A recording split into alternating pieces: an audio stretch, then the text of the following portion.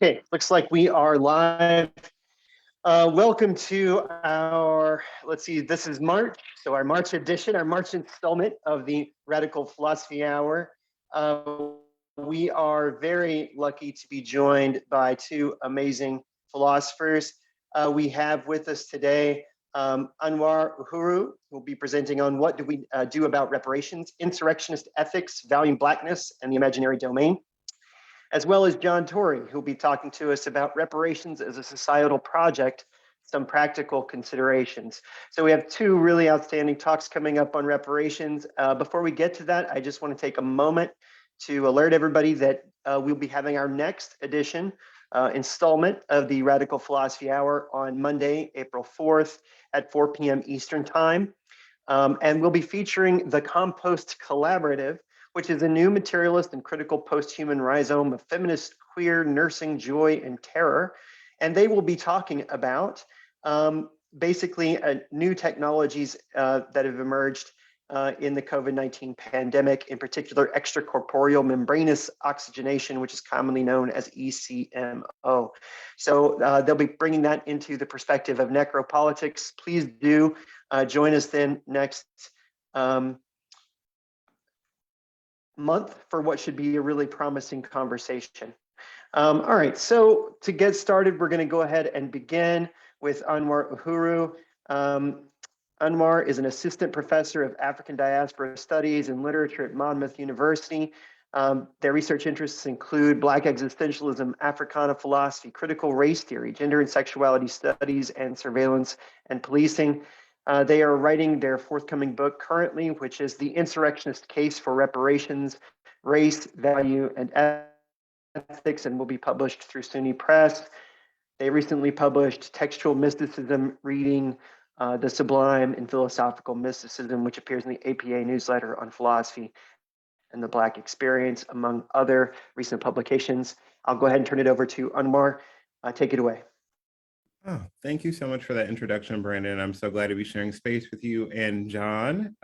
So basically, I'm going to share my screen. And so the focus of my talk and the way I think of reparations is the work of Alex Wahelia. And he asks two questions. Why are formations of the oppressed deemed liberatory only if they resist hegemony and or exhibit the full agency of the oppressed, i.e., for example, demonstrations, protest, and overt moments of discontent is what I interpret of that question. And then secondly, he asks what deformations of freedom become possible in the absence of resistance and agency, i.e. those who choose not to overtly demonstrate or resist oppressive regimes, but dare to wake up every day and go about the mundane activities of work, taking care of oneself, one's household, or loved ones.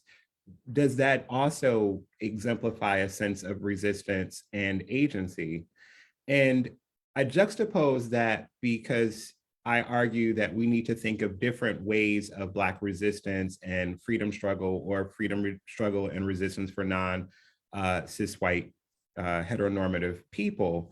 And I'm really thinking on this on an existentialist notion, which Gordon defines as not only existential philosophy produced by Black philosophers, but is also thought that addresses the intersection of problems of existence in Black context, which means that problems that people of African descent grapple with and grapple through, and not being seen as a problem, but seeing that there is a problem that is often on the basis and practice of those who are of African descent, who identify as Black.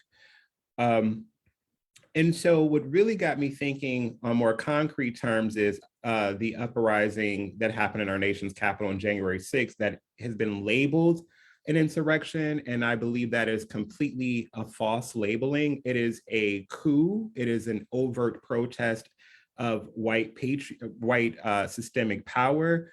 But insurrection, in my definition, and I borrow from Leonard Harris, is when Black people dare to be whole, full, and demand full citizenship and acceptance and respect.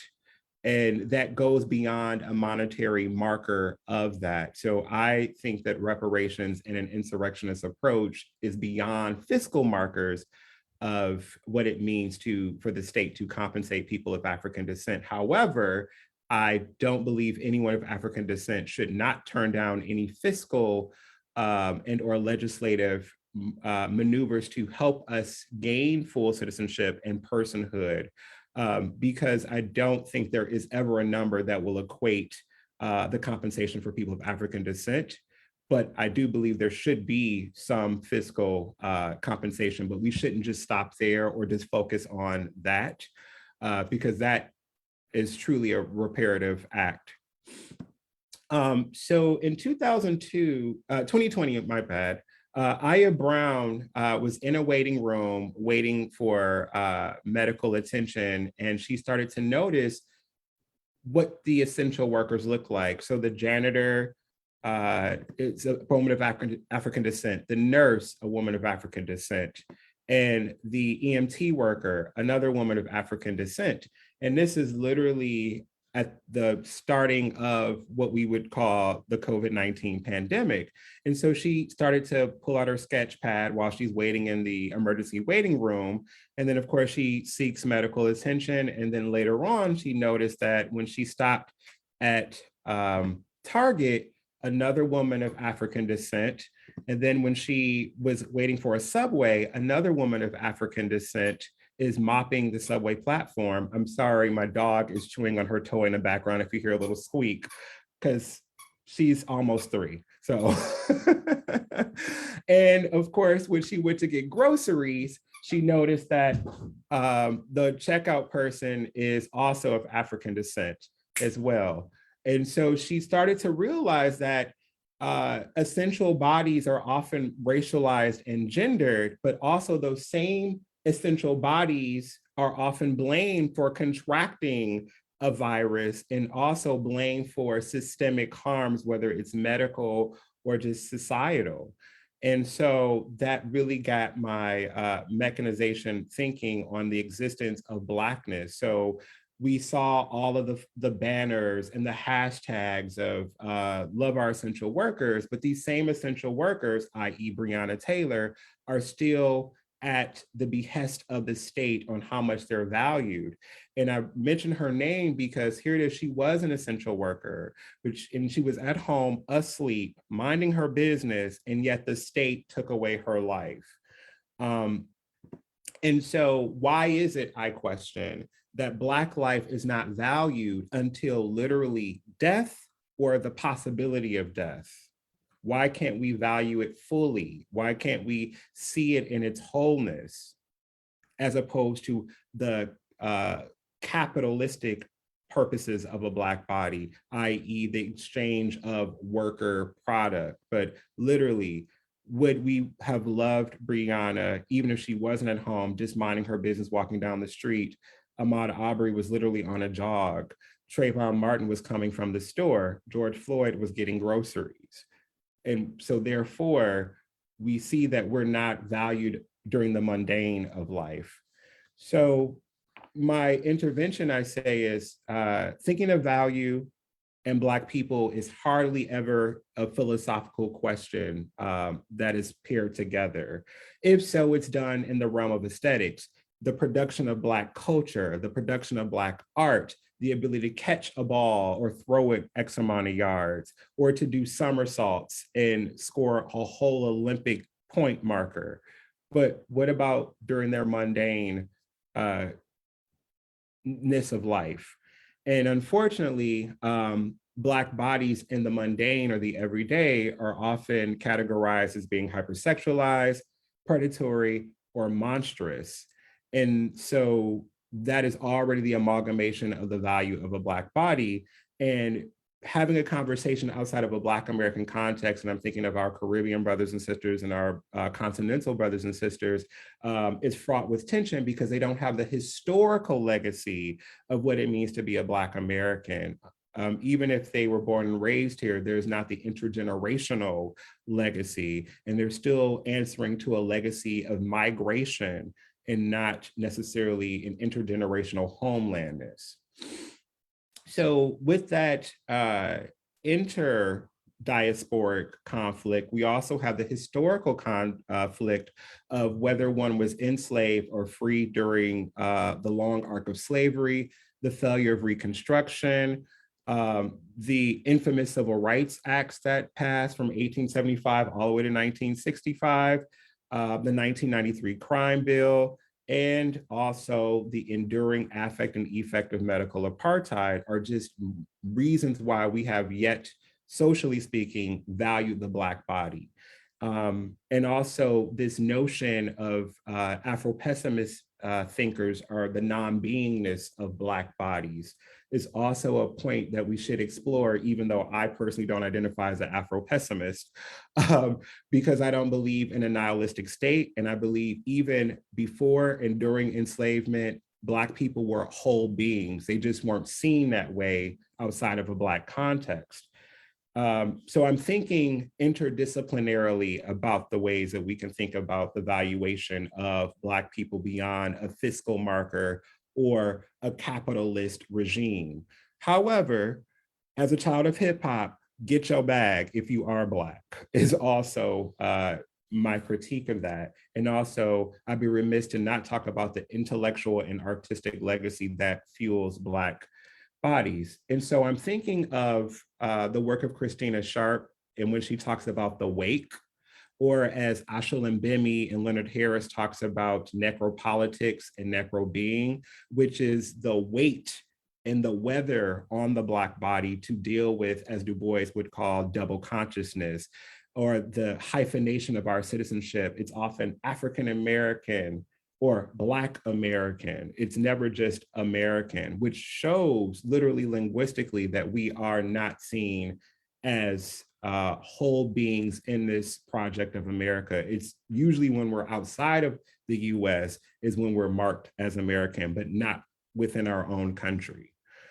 So I'm thinking of Alain Locke's value theory, in which he starts to really think about the value of the Black body on an ethical project, not necessarily an aesthetic one, even though he's often read in aesthetics, but he really started to think about valuing Black bodies. And he does this in the 1930s, which is after his New Negro treatise, and it's during the height of the Great Depression in 1935. And he really starts to realize that because of the crash of the stock market and the Great Depression, we really have to really think about fiscal means of humanity, but also the social means of human beings too.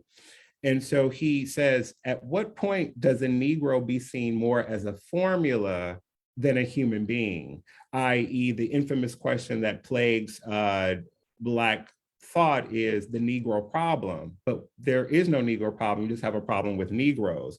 So therefore, even in today's rhetoric, we need to be helped up or kept down or seen as a social burden or a bogey. If you give Black folks reparations in terms of a check, they're just gonna spend it or what they're gonna do with it. And as my grandmother would say, if you owe me money, you don't have the right to ask me what I do with it. Just give me my money and leave me alone. And so Locke really puts that on paper in 1935.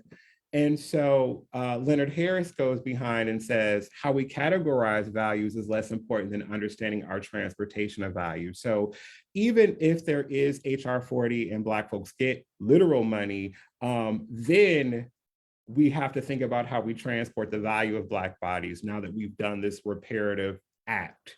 And now there's money where folks' mouths are. Now we got to really sit and grapple with, how do we value Black people? And when we ask that question, it's often with extreme amounts of pushback. Literally saying hashtag Black Lives Matters is one example of there is a contention of valuing Black bodies on the mundane. The fact that we passed an anti-lynching bill, but we still haven't passed a bill that doesn't discriminate Black folks on the basis of one's hair texture. So then, in order to wrap this together, because Locke's work, and to an extent Harris's, is still very binary, a little binary in terms of male-female, and often reads a little patriarchy and normativity, I incorporate anti-racist scholar Drusilla Cornell's work, and she asks for us to think of an imaginary domain. So what happens if you get money and you're out of debt and there's no more student loan debt and all the things that we're contemplating, and we're really financially stable? Then what? Now you're charged with thinking of living in a domain of imagination. Often in Black contexts where there's just kitchen table talk, or often in social discourse, I'm just trying to get through. I'm just trying to survive. But what about thriving? What about thinking beyond just degree, a job, benefits, literally thinking of living your best life? And so the imaginary domain is, whether you're at home, Netflix and chilling, or out making a mark in the world, a domain in which the human subject can have freedom in the imagination of possibility instead of the imprisoned domain of socially assumed personas. So regardless of how I identify right now, there's still a socially assumed persona of what a Black 6'2" male presenting person looks like. Regardless of if I have a three-piece suit and speak the King's English, there's still an assumed persona, as opposed to allowing me to imagine a possibility of whatever I want as a Black person, or as anyone who is racialized and affirm their Blackness. So Locke then talks about the gravest problem in philosophy is the objective validity for values without resort to dogmatism or absolutism. And the caveat right now, if we think of an imaginary domain for Black folks to exist in the future, it's still going to be rules of regulation, as opposed to allowing you to do you, as long as it is socially responsible.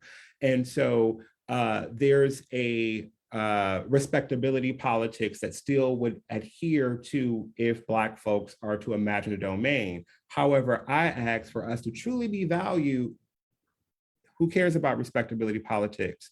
If a Black male wears a do-rag, he is still respected as one who wears a three-piece suit and has a Caesar.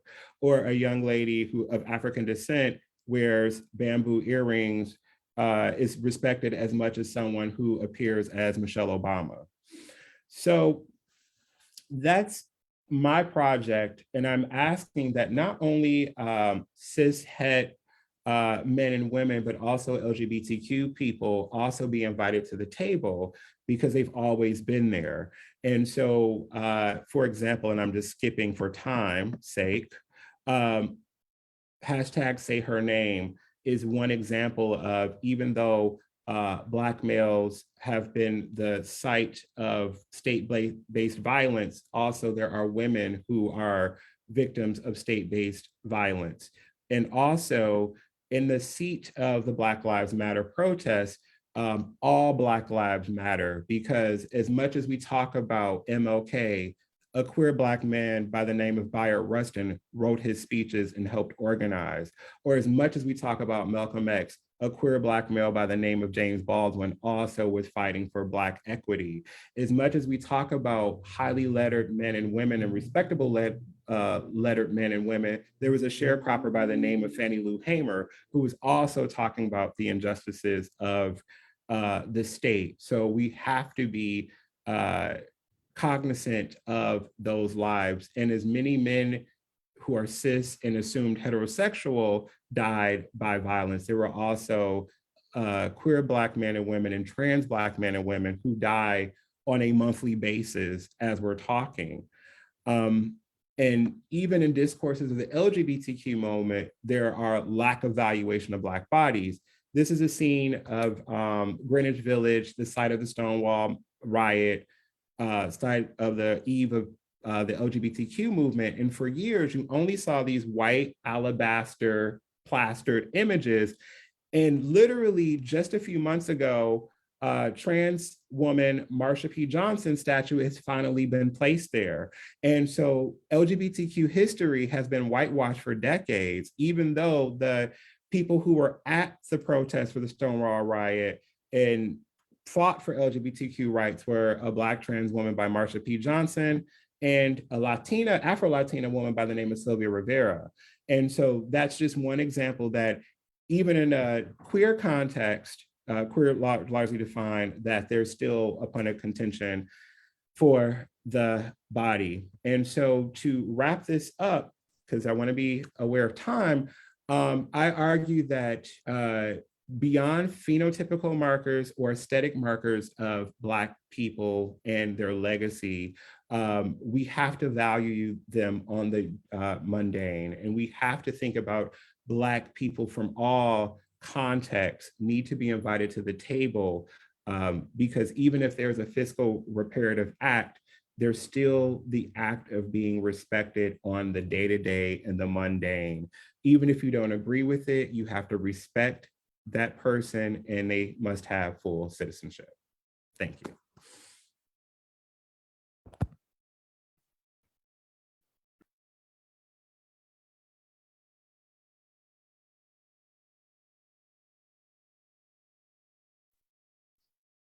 Thank you, Anwar. That was a very provocative and interesting talk. Okay, probably not. Am I coming through all right? Yeah, okay, great, sorry. So what we're gonna go ahead and do is turn over to John Torrey, who's gonna be presenting for us on, let me pull it up here, just one second. Reparations as a societal project, some practical considerations. John Torrey is an assistant professor of philosophy and a contributing professor in the Africana Studies unit at SUNY Buffalo State. He's actually just right down the road from me, turns out, right now. He holds a BA in philosophy and Spanish from Morehouse and an MA and PhD in philosophy from the University of Memphis. His research interests are at the intersection of social and political philosophy and African American philosophy, specifically the interconnection between moral and political deliberations regarding calls for Black reparations in America. He's also interested in applied ethics, philosophy of education, and pre-college philosophy. He has published on the theoretical underpinnings of Black Lives Matter. He's also written about pre-college philosophy and was recently featured on the Unmute podcast. With that, I'll go ahead and turn it over to you, John. I have got to give myself a much smaller introduction so that things can go faster. I'm trying to make myself seem much more important than I am. Thank you, Brandon, and thank you, Anwar. I've got, behind me, I was taking notes. So for those of you who don't know, I've got class going right now, and so I'm taking like a hour-long break in between the 3-hour seminar. I'm not gonna put y'all on camera because I believe that'd be breaking FERPA laws, so we ain't gonna do that. But they want to let you know that we do have a live audience here in Buffalo. So I took some notes. I definitely have questions I want to talk to you about your project. I'm definitely excited. And unlike Anwar, I'm poorly prepared. I'm just gonna read at y'all for a little bit, but I'll be try to be a little bit entertaining about this. And the goal of the project I've got is to focus on not just the why of reparations, because I think, and a lot of the work I've done, a lot of research I've tried to take up, it's been a central focus is justifying the importance of reparations for Black people and making that an argument and a claim that can be easily taken up and established across city, state, and national lines, ideally with the goal of trying to get that accomplished in a meaningful way. But I think that there's a hurdle, and I really loved how Anwar described at the end the idea of being able to thrive in the world. And so what I want to imagine is a world in which the end goal of reparations, which to me is to repair the whole of the unjust situation, which we might call that as a way to be able to thrive in the world as a Black person, that is a goal that is taken up socially, okay? So one thing that I think we overlook is that policies have to have social uptake for them to ultimately get across the finish line. And what I want to focus on in this project is, I am all on board. Reparations is a thing that I will explain briefly. Hey, we need to get it. There are reasons for it. Is a justified argument. But what I want to focus on even more is how can we get this to become a social program? How can we get this to have so much social support that it goes from being a project that's taken 30 years to just now get House support for HB 40 to something that ends up becoming a nationally supported sort of movement. And that's, I think, a hiccup for reparations policies and reparations work right now. And that's kind of what I want to focus on. So again, the idea of being able to thrive in the world, to me, does mean being able to figure out how to get everyone on board, or well, not everyone, but get the society on board with the project. Okay, So some of my more recent publications, I've talked a little bit more about the moral or the economic justifications of reparations. And the upshot of that is that reparations are owed to Black Americans in some form or fashion. So one of the things I can actually do to flesh out to help connect with Anwar's talk is to give, in case you don't know, some reasons for why Black Americans, at least at this focus, again, the Black American context, certainly are deserving of some sort of reparations policy, right? So let me do a quick listing. Anti-Black discrimination exists within nearly every level of society and this is through a variety of social scientific studies. So here we go. Voter suppression is still active against Black communities. The prison industrial complex and mass incarceration has wreaked havoc on the Black community and continues to, and Anwar mentioned the 93 crime bill. And Black Americans and their contributions are frequently devalued throughout all levels of society. Again, as mentioned, we become, can you throw a ball? Can you do a flip? Can you sing a song? That might be one way to think about it. So from being denied access to the Homestead Act in 1863, being denied access to the GI Bill in 44, we've got sundown towns, Jim Crow laws, Black codes, and again, the current version of the war on drugs, broken windows policies. We have countless examples of Black Americans being discriminated against after emancipation by federal, state, and local governments, and most importantly, failing to have their rights protected, okay? This discrimination doesn't stop with just legal institutions either. It includes Black students being more harshly punished than white students. And again, I'm teaching right now. I imagine if I wanted to ask for some anecdotes from my students, something along the lines would probably pop up. Black communities receive excessive policing and Black criminals receive stiffer sentencing than white criminals for the same crimes. The persistence of the racial wealth gap is exacerbated by a wage gap for Black Americans, and particularly for Black women as well, who are earning less money than their white counterparts for the same job. This racial wage gap is made worse by a racial unemployment gap, in part due to Black people being discriminated against in hiring practices, job evaluations, and perhaps the worst of all, even Black children are viewed as dangerous by white Americans. There's this, that is the conditions in which we're playing, such that regardless of its form, systemic anti-Black injustice has affected Black Americans since enslavement and continues now. And this is the basis for what we might call the common argument for Black reparations, right? There's been a laundry list of inexcusable, horrendous, and ultimately unjust harms and policies that have prevented Black Americans from exercising their rights, living their best life, to go by Anwar's words here. And this requires rectification, okay? That rectification is done by reparations.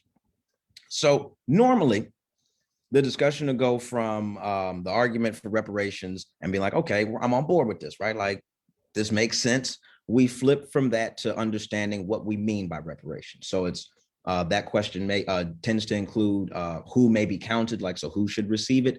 It also tends to be more primarily focused on what are we talking about? It's all about the money, right? Like, so what does this look like? And so Will Darity has done a great job. I've done a lot of work on this as well, and so he's produced a four-pronged approach that we could take to understand, at least on the economic side, what's meant by reparations. So one approach, and again, none of these are mutually exclusive. You could do all of them at the same time and would help to achieve the goal. One would be lump sum payments. That's what we tend to think of, like the cash dropout. Boom, you pay. Here's your $2,000 reparations check. Congratulations. Don't hear from us again. Another version is the establishment of some sort of a trust fund for eligible Black people to apply for grants for various asset building programs. So we think about home ownership, educational vouchers of some sort. It's snowing outside. I can't believe it.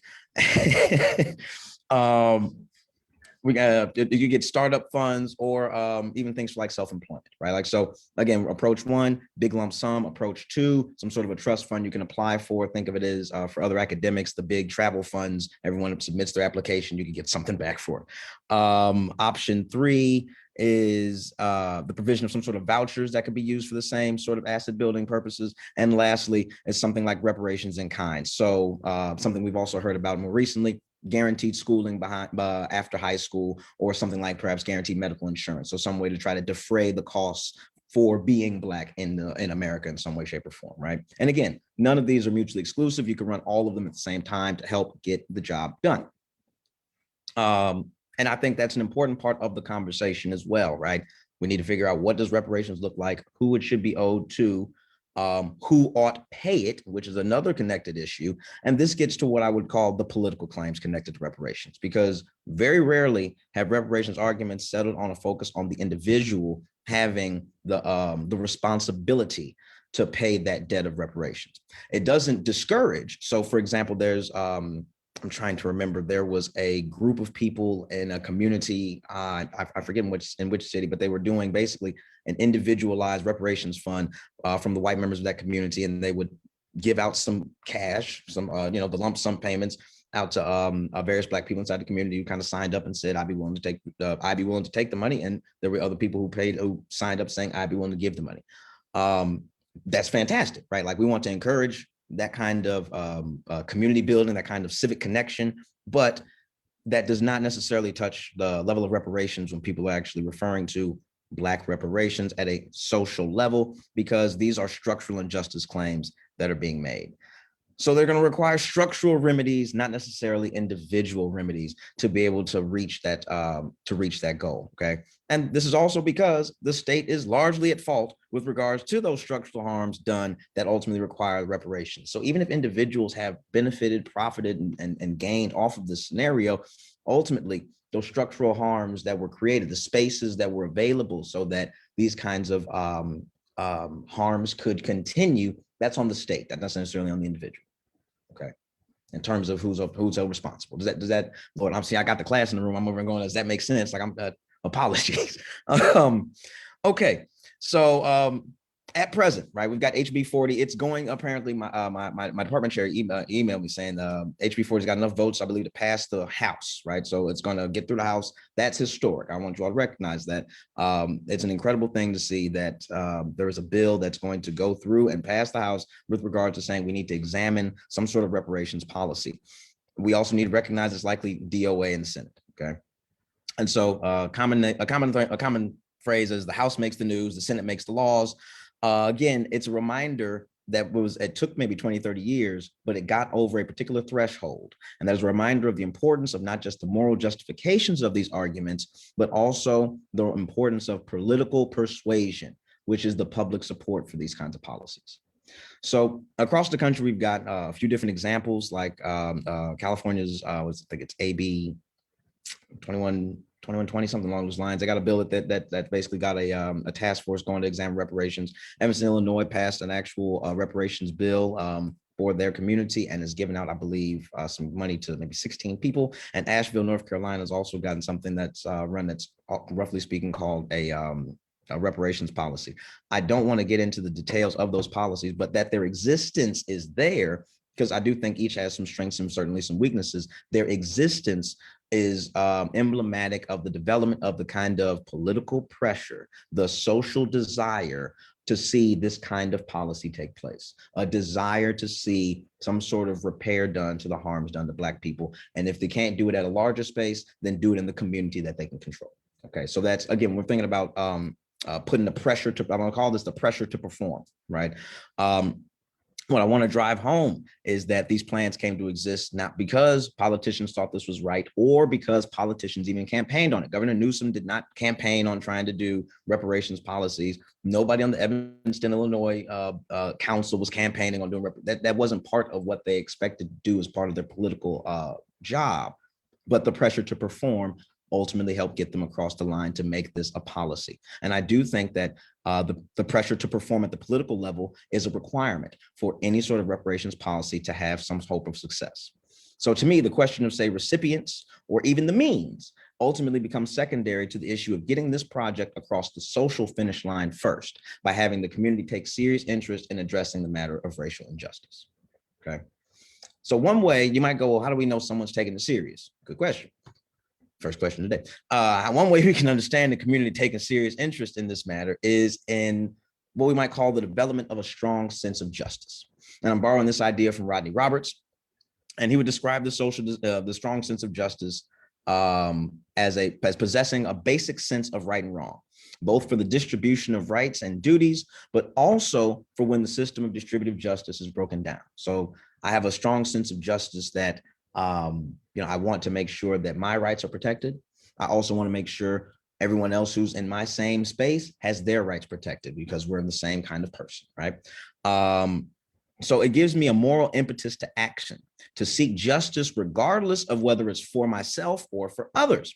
Robert sums his view up by saying, I'm quoting here from him, when a person has a sense of justice, we can say that that person gives consideration to claims in justice and is generally moved to just action when faced with sound reasoning in support of such a claim, end quote, okay? This movement to action includes feeling the anger of being denied our due, and big shout out to Maisha Cherry's book, Case for Rage. Go give it a glance if you can. Talking about that sense of anger being righteous, what is it? And feeling empathy for injustice that others experience. Okay, and I'll get back to this. Remember, we've made the argument early on for why reparations ought to be justified. So keep in mind that sound reasoning in support of a claim caveat for a strong sense of justice. Okay. Roberts provides an additional strong version here of the sense of justice, being someone who, quoting here again, gives serious, thoughtful consideration to claims and justice, and has a sense of urgency with respect to seeing justice done, and is almost always moved to just action when faced with sound reasoning in support of a claim, even when fulfilling that claim entails enormous loss to yourself or to a group to you belong. Persons having a strong sense of justice are almost always prone to act justly. So when we're talking about getting reparations across the finish line as a social level, it's developing a communal sense that this is a wrong that we are faced with. We have been faced with sound reasoning to understand this as a wrong, and to help address that wrong, we will do what it takes, even if it entails harm to myself or to the group I belong to. Okay, so if you're a privileged person who's non-Black in this community, you may end up incurring some sort of harm insofar as perhaps not having as much material, having such a large material disparity over Black people. That may be a harm that's incurred, but it's a harm that's incurred in the path of justice. And that's the kind of persons that we want to develop in this community. I take that to be a necessary step to be able to get reparations policies off the ground. And that people who have that strong sense of justice, that developing a community sense of a strong sense of justice, helps to provide the pressure to perform on politicians. Okay.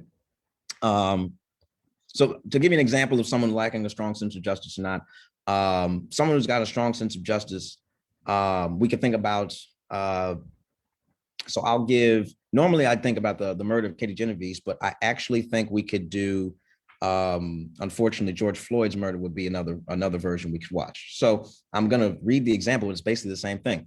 During his prolonged brutal murder in public, many people opted not to call the police or intervene. Granted, the police were the murderers, but still the same idea here. These would be people who lacked a sense of justice, right? So they watched it, but they didn't do anything to try to stop. Although the popular story about, not the popular story, but we saw that there were definitely people who were saying, stop, get rid of, don't do that, you're doing something wrong. They did try to assist. They're videoing, they're trying to, in some way, shape, or form, address this situation. We could say that those are people who had a sense of justice. So they didn't just watch this man get murdered. They tried to intervene in some way, shape, or form to the best that they could to keep their safety in. Now you can imagine if someone chose to intervene to try to prevent George's murder, right? We get someone who runs in and just tackles the cop, right? That guy might get harmed in the process, right? That person may get violated in the process, but that person who would have been risking their own life would have exemplified a strong sense of justice, right? Now, I don't want to say that life or death scenario is a requirement here for that strong sense of justice, but I want to use this as a way to describe the relevant distinctions between not having a sense of justice, having a sense of justice, and what it takes, the level of sacrifice required to have a strong sense of justice, okay? So Roberts, and I take him to be right on this, considers, and I'm going to have to speed up and get on out of here in a moment. Roberts takes this to be a limiting factor here for rectifying anti-Black injustice. What is it? His approach, I think, has merit. I think this understands this, it highlights a need for just action in order to resolve matters of injustice. I also think the idea of a strong sense of justice provides an ideal concept for people to aim at. I also think it requires a necessary concept for the development of reparations policies. I've got more, but I'd rather jump out now to be on the safe side. I'll mess around. It'll be 4:50. We won't have time to talk. So there's definitely more on here. And actually, I'll give you this last little bit. Without a sense that anti-Black injustice is a problem that seems to manifest itself across institutions and at nearly all levels of society, it makes sense that mainstream America does not possess a strong sense of justice about anti-Black injustice. Not only is there not a significant enough problem to address as far as how we talk about this, the onus has been forced on Black Americans to change their own conditions. Whatever arguments about the state of Black Americans utilize comparisons to other non-Black racial and ethnic and immigrant groups, an underlying premise is these groups also had it bad and overcame it, so why can't you? This premise ultimately ignores how other immigrant groups were not originally considered legal property, and an original position that is unlike any other non-Black racial, ethnic, or immigrant group often compared with Black Americans. And so having a strong sense of justice would be extremely useful to be able to change the woeful percentages that we've got. As of 2014, about 70% of the public oppose reparations. It's, you know, we lack a strong sense of justice. It shows in how our politics, it shows in our polling. And I think that's the key issue to address right now going forward. Okay, that's it. Are y'all gonna clap for me? Oh, no, like, Anwar, this ain't for you. That's what No, I don't. stunned silence. Oh my God. No, I was gonna mute anyway and clap for you. Oh,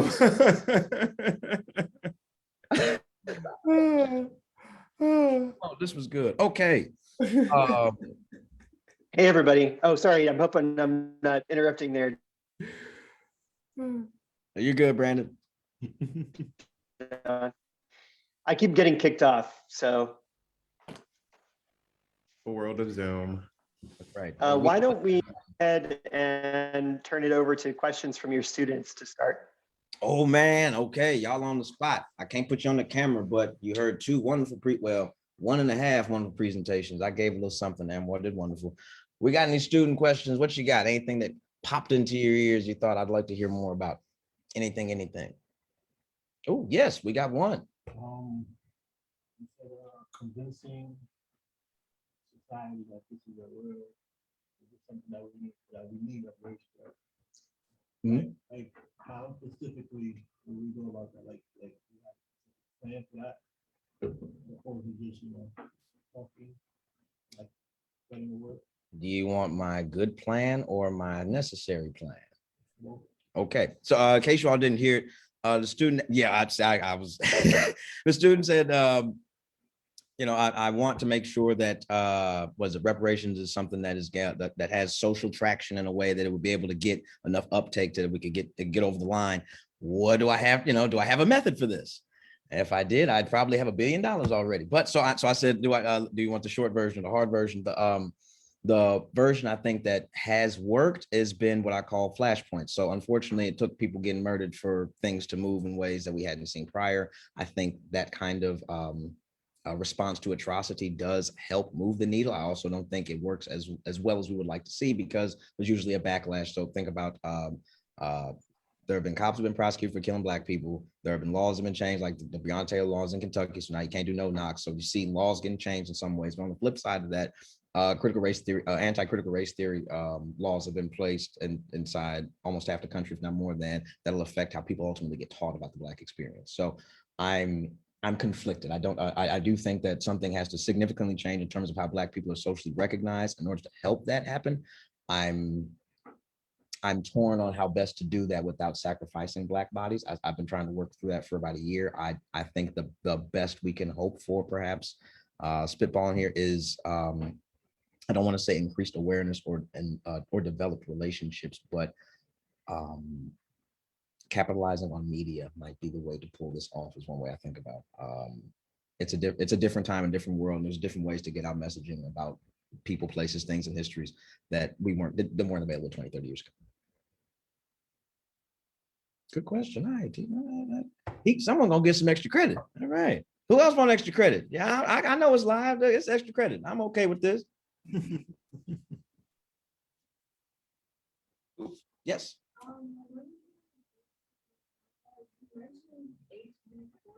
Yes.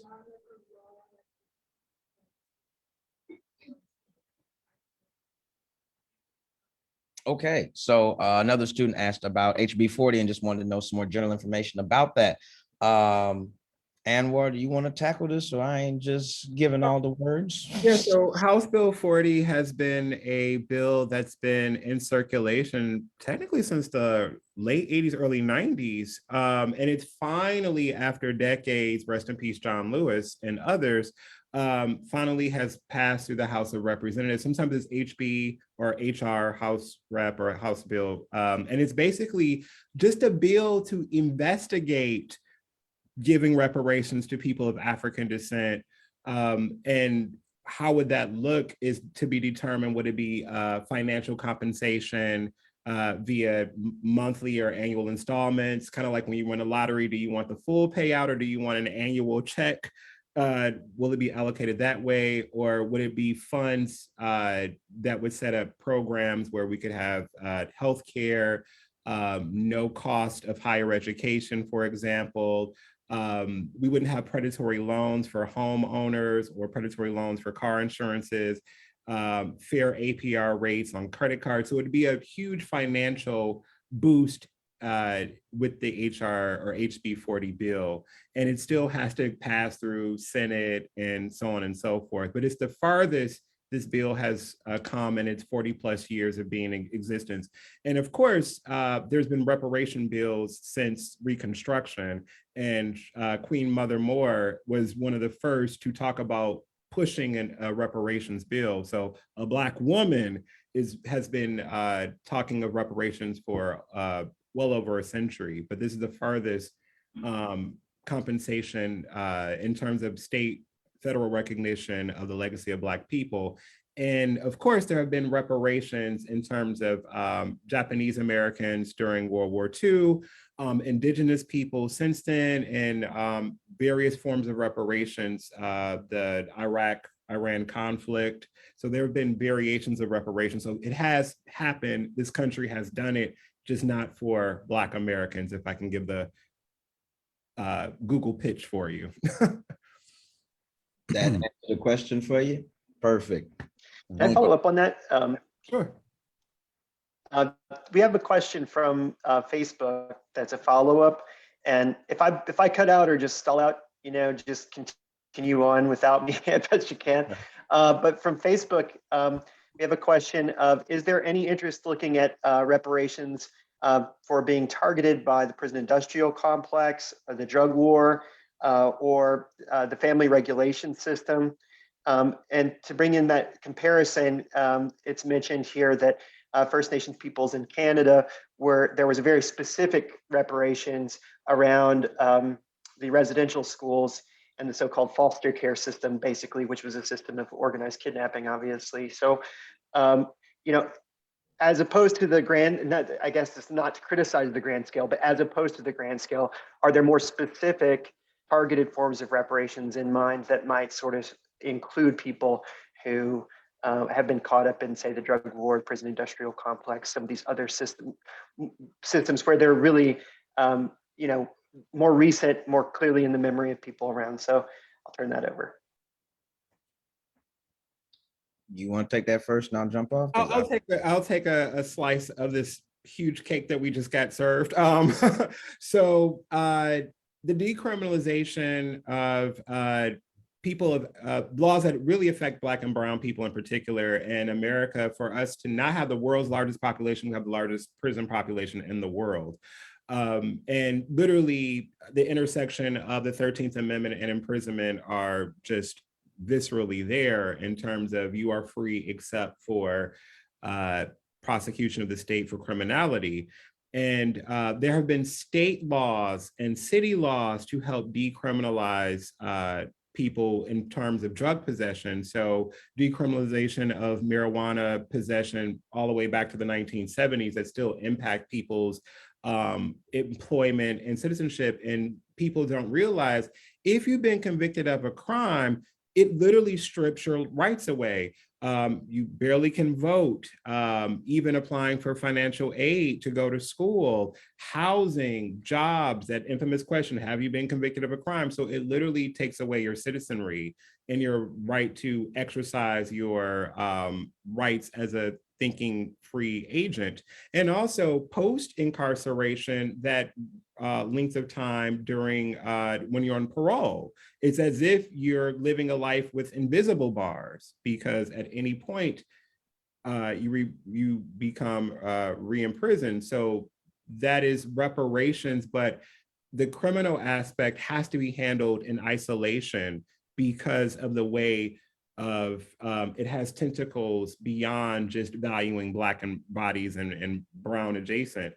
So there have been state laws and deregulations to help decriminalize and help to reduce incarceration on a state-based level. But for every law that removes it, there are more laws coming to recriminalize someone. And now there is movements, if you've seen the documentary 13th, no longer putting someone in a prison, but house arrest. So there has been a shift in imprisonment.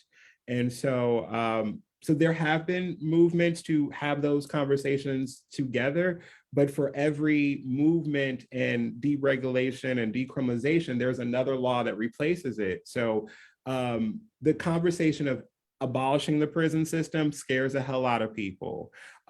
Just like abolishing slavery, we didn't abolish it, we just renamed it. So they're intersected, and that is part of the reparations conversation, but they also must be handled separately too, because of the way that the prison industrial complex operates. So that's my slice on it. Just to piggyback real quick, I do think that that it has to be bifurcated, like Anwar has mentioned, because of the nature of how wide-ranging the prison industrial complex is, and how it, like, you know, everyone gets a piece of it. How it's been targeted, however, will affect Black and brown people significantly more. But adjusting for the harms throughout the entire system don't necessarily require adjusting for the harms that have affected just a few people or major groups inside that system, right? So I am with you on that there's going to have to be a twofold kind of shift. And the first thing I did think of was prison abolition. Like, if, you know, if we want to think of what's happening at a local level to try to adjust something like adjust the issues that are specifically connected to the prison industrial complex, things like war on drugs, was a decriminalization of various offenses and prison abolition. Those are two things I can think of offhand. Also, one more thing, the funding and training of mental health practitioners could also help to reduce significantly the number of people who are arrested and or now have a conviction too. Is another way that it doesn't just affect Black and brown people, but anyone who is struggling with mental health issues, often that result, and we know that's based on a fiscal class dichotomy too. Yeah. So I have a couple more that I posted in chat, but please feel free to take student questions too. I just thought that one was such a direct follow-up to what was asked that it seemed reasonable to toss it in. So if there are other student questions, please do. I do have one. Go for it. Intersectionality by reparations.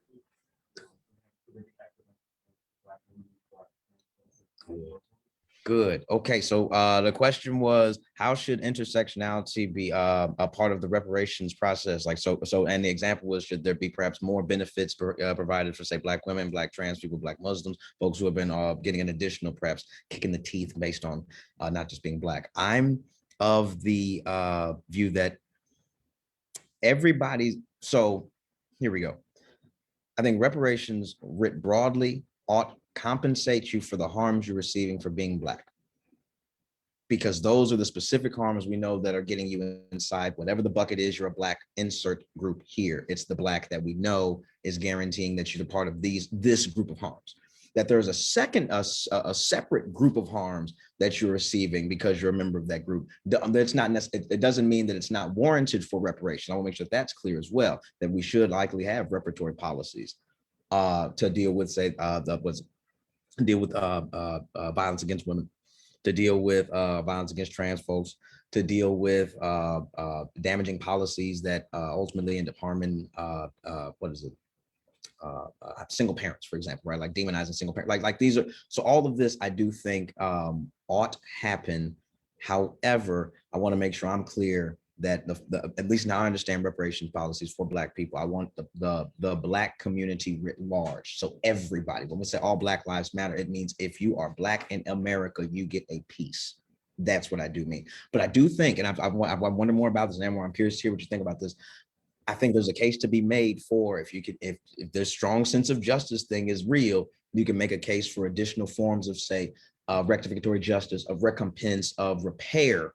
So maybe not in the same sort of grandiose scale because of not necessarily the same structural level, but certainly that same sort of structural repair could still be offered from the same sort of point of view, from the same position. Does that make sense?